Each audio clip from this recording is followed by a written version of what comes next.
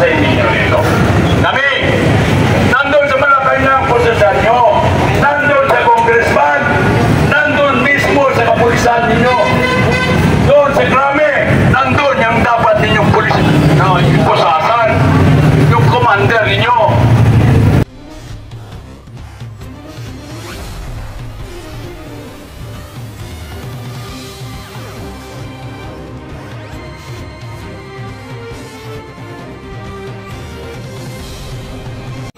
Dahil hanggang ngayon, umiiral pa ang pagkapulis ko.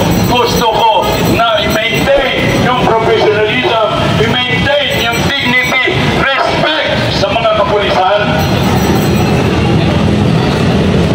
Kaya kayo, ayaw ko makita kayo nandito sa harapan. Wala kayong dapat bantayan sa amin. Hindi kami nanggugulo. Kasama kayo sa aming kagustuhan na napalito kami.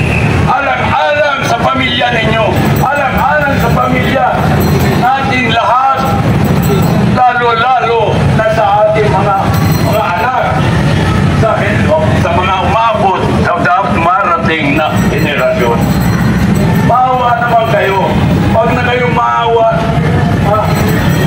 sa amin, may edad na kami. Senior citizen na ako, 74 years. I have already given my life, some years of my life, to the interest of the Filipino people, defending and protecting their rights, their properties as a peace officer, as a policeman. Kaya kayo, matapos akong pulis, kapulisan. Gusto ko sana, kung pwede, balik na kayo sa opisina ninyo. Doon kayo magtrabaho. Hindi dito sa kalsada. I know that you are not a traffic officer na nandito kayo sa gitna, palagitnaan ng kalsada. You are not a traffic officer. You are not an investigator. And some of you are investigators. Some are you are assigned to some other duties as a peace officer. Bakit nandito kayo ngayon? Hindi kami dapat bantayan ninyo. Ang bantayan ninyo, yung Congress, yung Malacanang, yung mga adik, yun ang dapat bantayan ninyo. Yun ang dapat aristuhin ninyo. Huwag kayong maniwala sa order ni Secretary, kung sinong Secretary yan. May kukulong kami. Huwag niyong gawin yan because definitely that is a purely a violation of our human rights. Kasama kayo dyan. Huwag kayong magdamay. Kawawa naman yung pamilya ninyo kung kayo madamay. Don't be a blind loyal to your higher officers na pang sarili lang naman yung kagustuhan niya. Alam mo, the rule of law, ang ngayon, ano nangyari? The rule of money. Kaya everybody silent now. Kahit ano na lang iutos sa inyo, huwag ninyo pakinggan yan. Dahil yung intelligence pa niya, nila billions. Hindi naman para sa amin yan. Para sa security.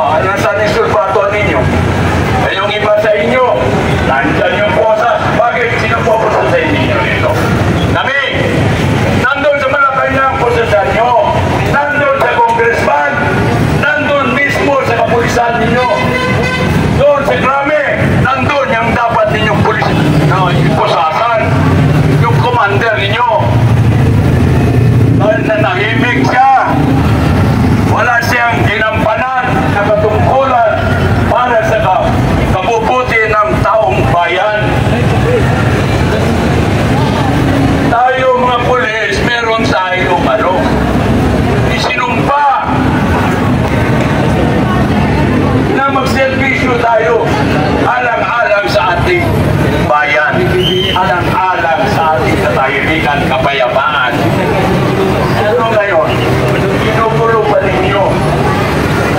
Alam ba ninyo na tayo, taxpayer,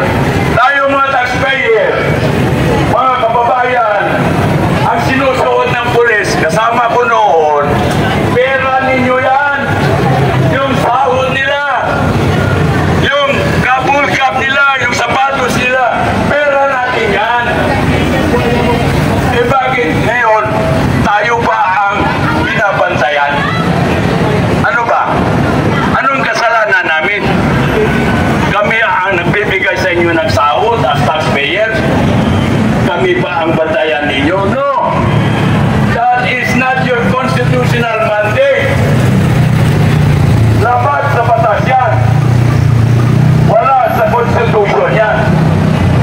Wala sa professionalization ng PNP. Nung panahon namin, ang INP, I never pay. Ngayon, ang PNP, dapat kayo managot ngayon. Police now pay. Dahil hindi ninyo ginagampanan yung katungkulan ninyo. You must be morally upright to serve the country, to serve your fellow men. Naging pulis kayo